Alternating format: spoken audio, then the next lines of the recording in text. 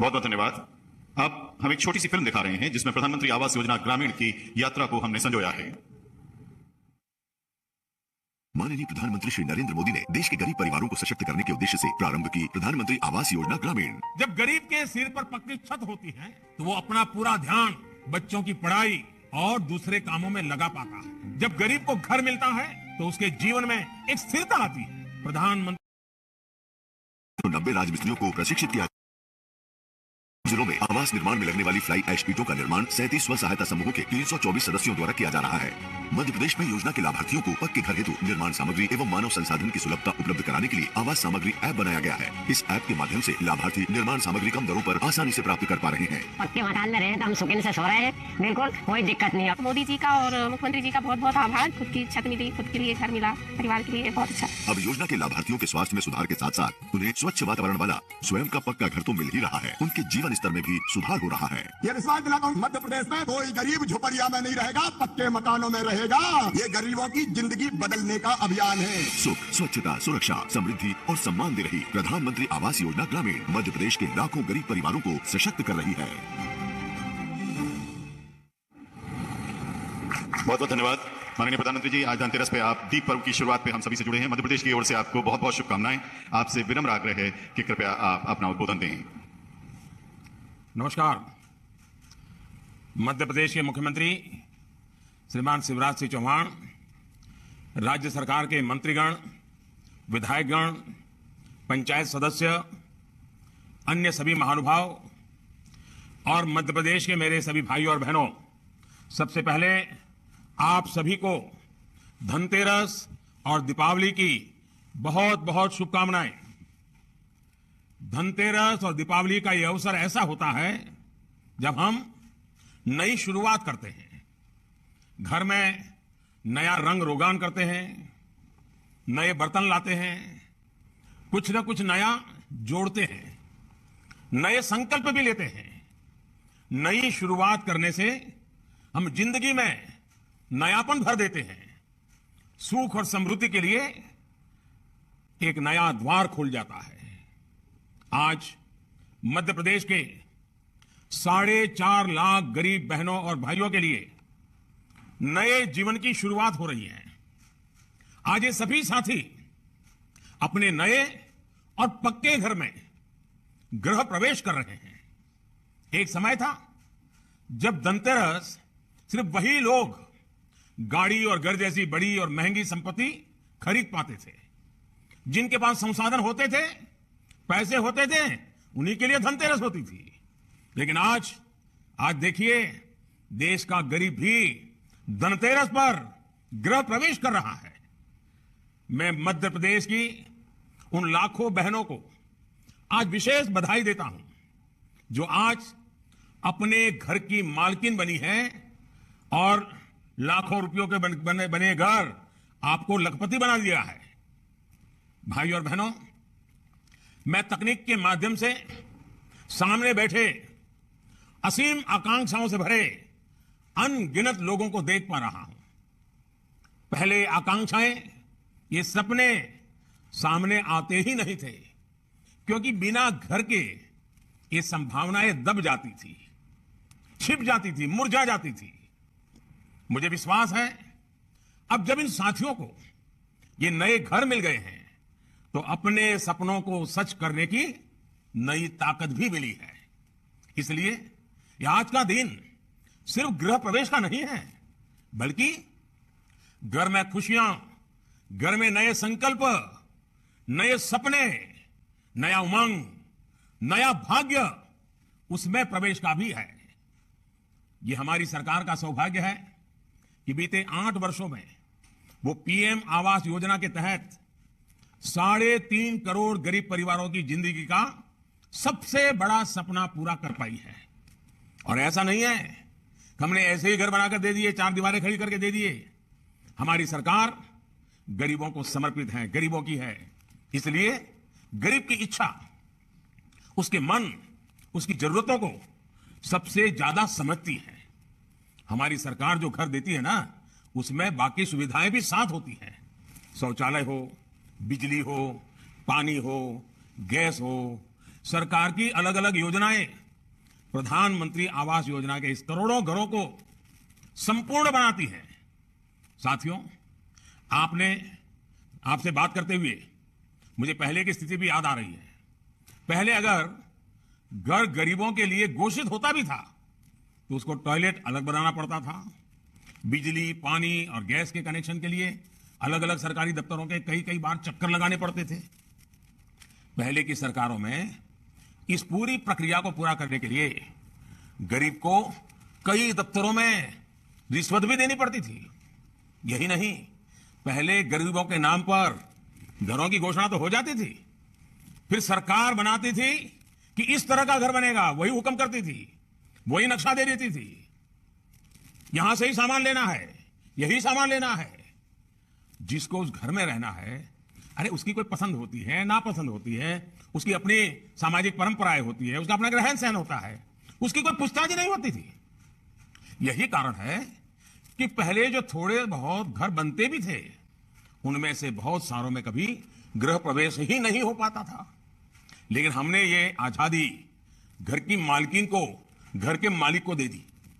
इसलिए आज पीएम आवास योजना बहुत बड़े सामाजिक आर्थिक बदलाव का माध्यम बन रही है। भाई और बहनों, अक्सर हम देखते हैं कि एक पीढ़ी अपनी अर्जित की हुई संपत्ति को अगली पीढ़ी को सौंपती है। हमारे यहां पहले की सरकारों की गलत नीतियों की वजह से लोगों को मजबूरी में आवासहीनता भी अगली पीढ़ी को सौंपनी पड़ती थी, और जो संतान पीढ़ियों के इस कुचक्र को तोड़ती थी उसका बहुत गुणगान होता था, गौरवगान होता था। मेरा सौभाग्य है कि देश के सेवक के तौर पर, देश की करोड़ों माताओं की संतान के तौर पर मुझे अपने करोड़ों गरीब परिवारों को इस कुचक्र से बाहर निकालने का मौका मिला है। हमारी सरकार हर गरीब को अपनी पक्की छत देने के लिए दिन रात काम कर रही है। इसलिए आज इतनी बड़ी संख्या में ये घर बन रहे हैं। मध्य प्रदेश में भी पीएम आवास योजना के तहत करीब 30 लाख घर बनाए जा चुके हैं। अभी 9-10 लाख घरों पर काम चल रहा है। साथियों, लाखों बनते हुए घर देश के कोने कोने में रोजगार के अवसर भी बना रहे हैं। आज सुबह जब मैं रोजगार मेले के कार्यक्रम में था तो मैंने खास कहा था कि मैं शाम को ये गृह प्रवेश कार्यक्रम में जाने वाला हूं, और उसके साथ भी रोजगार कैसे जुड़ा है वो मैं पूरा बताने वाला हूं। साथियों, आप भी जानते हैं जब घर बनते हैं तो कंस्ट्रक्शन से जुड़ा मटेरियल जैसे ईंट, सीमेंट, रेत, बजरी, स्टील, रंग रोगन, बिजली का सामान, टॉयलेट सीट, नल पाइप, इन सब चीजों की डिमांड बढ़ती है। जब ये डिमांड बढ़ती है तो इन मटेरियल को बनाने वाली फैक्ट्रियां ज्यादा लोगों को रखती हैं, ज्यादा ट्रांसपोर्ट वालों की जरूरत पड़ती है, उनको लगाती हैं। जहां ये सामान बिकता है उन दुकानों में भी लोगों को रोजगार मिलता है। और सतना से बेहतर इसको कौन समझ सकता है? सतना तो चूना पत्थर के लिए, सीमेंट के लिए भी जाना जाता है। घर बनते हैं तो सतना के सीमेंट की डिमांड भी बढ़ जाती है। घर बनाने के काम से जुड़े श्रमिक, मिस्त्री, बढ़ई, प्लम्बर, पुताई, फर्नीचर बनाने वाले, उनको भी ढेर सारा काम मिलता है। मुझे बताया गया है कि मध्य प्रदेश में ही 50,000 से अधिक राजमिस्त्री प्रशिक्षित किए गए हैं। इनमें से भी 9-10 हजार हमारी माताएं बहनें, लोग उसे राजमिस्त्री भी कहते हैं, लोग उसे रानी मिस्त्री भी कहते हैं, यानी हमारी बहनों को एक नई कला, रोजगार के नए अवसर से जोड़ने का कितना बड़ा काम पीएम आवास योजना के माध्यम से हो रहा है। वरना पहले तो निर्माण के क्षेत्र में बहनों को सिर्फ अनस्किल्ड लेबर यानी अकुशल श्रमिक ही मान लिया जाता था। मध्य प्रदेश में ही अभी तक 22,000 करोड़ रुपए इन घरों को बनाने में खर्च हुए हैं। अब आप भी सोच सकते हैं 22,000 करोड़ गए कहां? घर बना, लेकिन जिन पैसों से घर बना ना, वो पैसे मध्य प्रदेश के अलग अलग कामों में गए, लोगों के घरों में गए, लोगों की दुकान चलाने वालों को मिले, कारखाना चलाने वालों को मिले, ताकि लोगों की आय बढ़े। पहले का अर्थ यह है, ये घर सबके लिए तरक्की लेकर आ रहे हैं। जिसको घर मिलता है उनको भी तरक्की होती है और जिस गांव में घर बनते हैं उन गांव वालों की भी तरक्की होती है। भाई और बहनों, पहले की सरकारों और हमारी सरकार में एक बहुत बड़ा फर्क है। पहले की सरकारें गरीब को तरसाती थी, उसे अपने दफ्तरों में चक्कर लगवाती थी।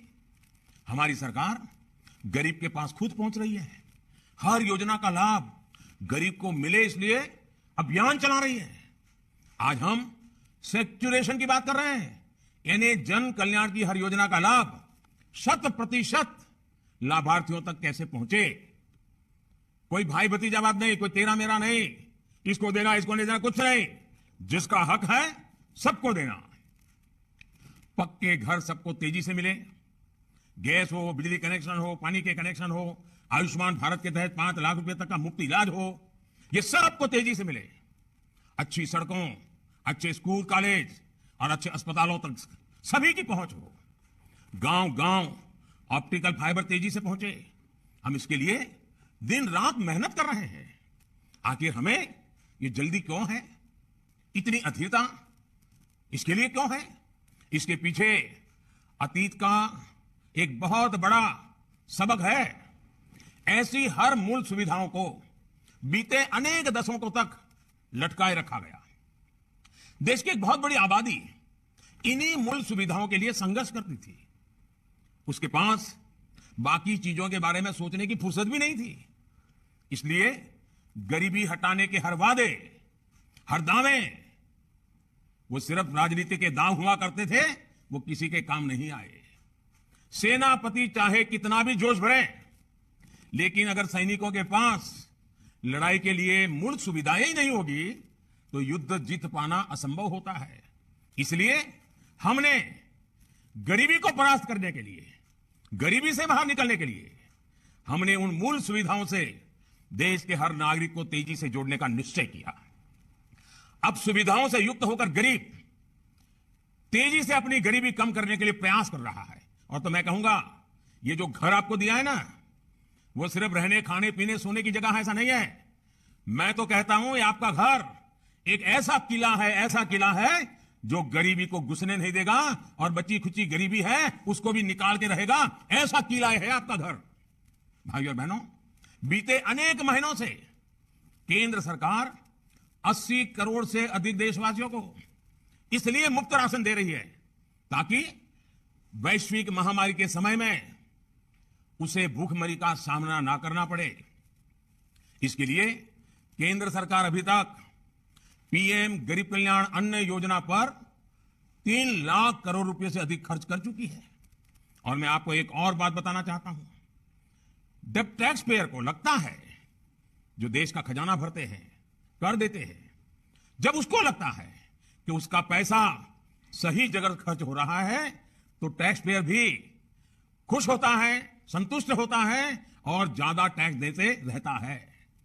आज देश के करोड़ों टैक्स पेयर को यह संतोष है कि कोरोना काल में करोड़ों लोगों का पेट भरने में मदद करके वो कितनी बड़ी सेवा का काम कर रहा है। आज जब मैं 4 लाख घर दे रहा हूं ना, हर टैक्स पेयर सोचता होगा कि चलिए मैं तो दिवाली मना रहा हूं, लेकिन मध्य प्रदेश का मेरा कोई गरीब भाई भी अच्छी दिवाली मना रहा है, उसको पक्का घर मिल रहा है, उसकी बेटी का जीवन सुख बन जाएगा। लेकिन साथियों, वही टैक्स पेयर जब ये देखता है कि उससे वसूले गए रुपयों में मुफ्त की रेवड़ी बांटी जा रही है, तो टैक्स पेयर सबसे ज्यादा दुखी होता है। आज ऐसे अनेकों टैक्स पेयर मुझे खुलकर चिट्ठी लिख रहे हैं। मुझे खुशी है कि देश में एक बड़ा वर्ग देश को रेवड़ी कल्चर से मुक्ति दिलाने के लिए कमर कस रहा है। साथियों, हमारी सरकार का लक्ष्य नागरिकों की आकांक्षाओं को पूरा करने के साथ ही इस बात का भी है कि गरीबों के, मध्यम वर्ग के पैसे बचे। आयुष्मान भारत योजना के तहत अभी तक करीब 4 करोड़ गरीब मरीज मुफ्त इलाज ले चुके हैं। इससे इन सभी परिवारों के हजारों करोड़ रुपए बचे हैं जो सरकार ने वहन किए हैं। कोरोना काल में मुफ्त टीकाकरण पर हजारों करोड़ रुपए सरकार ने खर्च किए ताकि गरीब को, मिडिल क्लास को अचानक आई इस गंभीर बीमारी की विपत्ति के कारण जेब से खर्च करना न पड़े, कर्ज करना न पड़े। पहले कोरोना आया, फिर दुनिया में लड़ाई आ गई, इसलिए दुनिया में से हमें आज महंगी खाद खरीदनी पड़ रही है। यूरिया जिसके एक बैग की कीमत आज 2,000 रुपये से ज्यादा है, उसे हम किसानों को सिर्फ 266 रुपये में उपलब्ध करा रहे हैं। 2,000 रुपये की बैग 300 रुपये से भी कम रुपयों में दे देते हैं। किसानों पर बोझ ना पड़े, इसलिए इस वर्ष सरकार 2 लाख करोड़ रुपए से ज्यादा खर्च इसके पीछे कर रही है। केंद्र सरकार की पीएम किसान सम्मान निधि भी किसानों के लिए वरदान साबित हो रही है। आपने देखा होगा कुछ दिन पहले ही जो 16,000 करोड़ रुपए उसकी जो किस्त भेजी थी वो हर लाभार्थी किसान तक पहुंच गई, फौरन पहुंच गई, दूसरी मिनट। अभी 2 लाख करोड़ रुपए से अधिक किसानों के बैंक खाते में हमारी सरकार ने जमा कराए हैं। और यह मदद तब पहुंची है जब बुआई का समय होता है, जब खाद के लिए, दवाओं के लिए किसानों को जरूरत होती है। किसान फसल बेचते हैं तो पैसा भी अब सीधे बैंक अकाउंट में आता है। मनरेगा का पैसा भी सीधा बैंक खाते में जाता है। यहां तक कि हमारी गर्भवती माताओं को जब अच्छे खाने की सबसे अधिक जरूरत होती है तब मातृ वंदना योजना से हजारों रुपए सीधे उन तक पहुंचते हैं। भाई और बहनों, ये सब कुछ अगर सरकार आज कर पा रही है तो उसके पीछे सबसे बड़ा कारण है सेवा भाव, आप सबके प्रति समर्पण। और कोई कितनी ही हमारी आलोचना करे, हम गरीबों का भले करने की राजनीतिक इच्छा शक्ति से, आपके आशीर्वाद से, समर्पण भाव से आगे बढ़ा रहे हैं। इसलिए आज इतने बड़े पैमाने पर टेक्नोलॉजी का उपयोग किया जा रहा है। जो भी नई टेक्नोलॉजी हमारे वैज्ञानिक, हमारे युवा खोजते हैं, उसका उपयोग सामान्य जन का जीवन आसान बनाने में किया जा रहा है। आज देखिए गांव गांव में ड्रोन से घरों के सर्वे हो रहे हैं। पहले जो काम पटवारी करते थे, रेवेन्यू डिपार्टमेंट के कर्मचारी करते थे, अब वही काम टेक्नोलॉजी से ड्रोन आकर के कर देता है। देश में पहली बार स्वामित्व योजना से गांव के घरों के नक्शे बनाए जा रहे हैं और ग्रामीणों को स्वामित्व के प्रमाण पत्र दिए जा रहे हैं ताकि सीमा के विवाद ना हो, घर पर कोई अवैध कब्जा ना कर सके और जरूरत पड़ने पर बैंकों से लोन भी मिल सके। इसी प्रकार जब खेती में भी बड़े पैमाने पर ड्रोन के उपयोग पर बल दिया जा रहा है, किसान ड्रोन की सुविधा हो जा रही है। कुछ दिन पहले एक बहुत बड़ा कदम हमने किसानों के लिए उठाया है। देश भर में अभी जो लाखों खाद की दुकानें हैं, उनको प्रधानमंत्री किसान समृद्धि केंद्र के रूप में विकसित किया जा रहा है। अब किसानों को जरूरत का हर सामान एक ही जगह पर इन्हीं किसान केंद्रों पर मिलेगा। अनेक कृषि उपकरण, यहां तक कि भविष्य से ड्रोन भी इन्हीं केंद्रों पर किराए पर उपलब्ध होंगे। यूरिया को लेकर भी बहुत बड़ा कदम उठाया है। अब कौन सी कंपनी की यूरिया लें, कौन सी न लें, इस मुश्किल से किसान को मुक्ति मिल गई है। अब हर खाद भारत नाम से ही मिलेगी। इसमें कीमत भी साफ साफ लिखी है। जितनी कीमत लिखी है उससे ज्यादा किसान को देने की जरूरत नहीं है।